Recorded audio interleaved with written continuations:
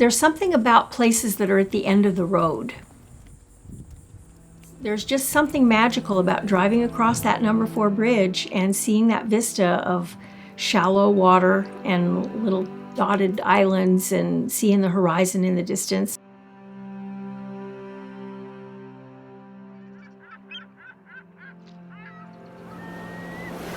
There's something about the smell and the air, the way the air moves. There's a magic about it. It's hard to describe, but anybody who's ever experienced it understands it. It's welcoming. It's just, you know you're home when you cross that bridge.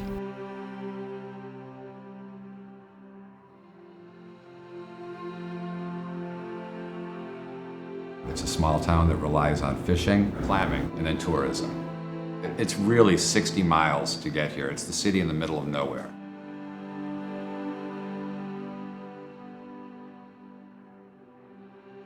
It's like a slice of old Florida. It's almost like a little time capsule, you know, how things were years ago. The people here appreciate the uniqueness of this place, that there's not, you know, chain fast food restaurants, that the hotels here are locally owned, that the restaurants are locally owned businesses. It's a pretty close-knit community of people who all just are drawn to the water. It's just a small fishing town where people were involved, everybody's involved in the commerce in the community. And I've often told people that if anything ever bad happens in your life, this is the place you want to be. Because if something bad happens, everybody comes out of the woodwork to do whatever they can to help you. It might even be people that you don't know. Meanwhile, Tropical Storm Hermine intensified overnight in the Gulf of Mexico and now could be the first hurricane to strike Florida in 11 years.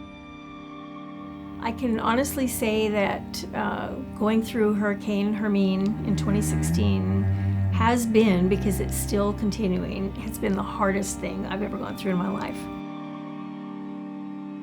The difference in Hermine was it hit right on spring tides, right on the strongest tides, and right on high tide.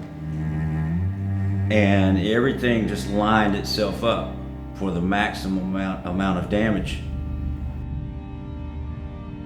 Hurricanes, usually when they come through here, we get the storms and we get some water, but nothing like Hermine. And here it literally came in and just seeped up through the floors.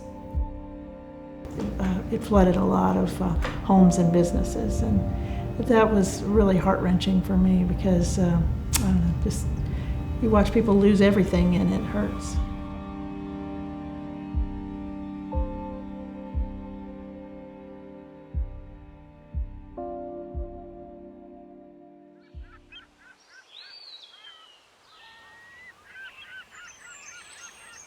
The next morning after that storm, I don't think I'll ever forget it. You know, by noon the next day, there were members of the community were out hauling wood out of the mangroves and already rebuilding, and everyone just started picking it up. I mean, it just, you know, there was not even any real discussion about it.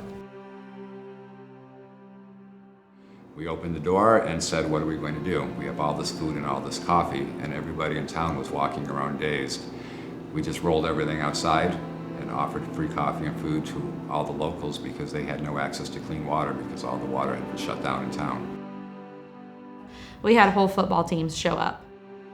They were just like, what can we do? I mean, they were going to people's houses and raking their yards and picking up debris, helping them sweep mud out of their living room. I mean, literally buses showed up. The damage and the devastation was so overwhelming that you didn't think about yourself. You thought about the town as a whole. You go down and say, are you all right? Are you all right? How can we help you? And that's where it went. There was I didn't see from a single person any me. It was, what can I do for you?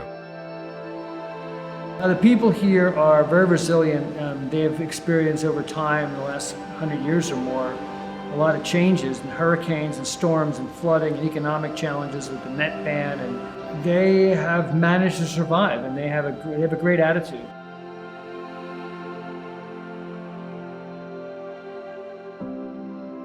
I think the people in Cedar Key kind of roll with the punches, you know. bounce back and give it their best again. Pull together and help each other and just recreate this little place that we love. There are a lot of people here that have been through a lot of really negative things, and people just get up and keep on going. Cedar Key is the most resilient community, and we work on that. We have to.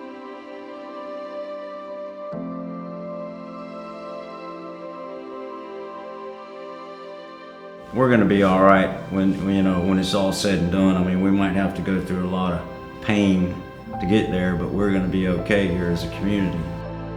We will still be here.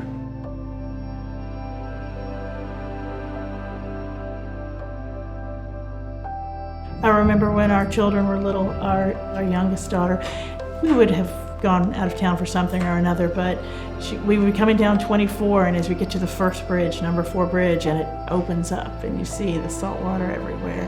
As we would come over that bridge, she would just throw her arms in the air and say, "I'm free."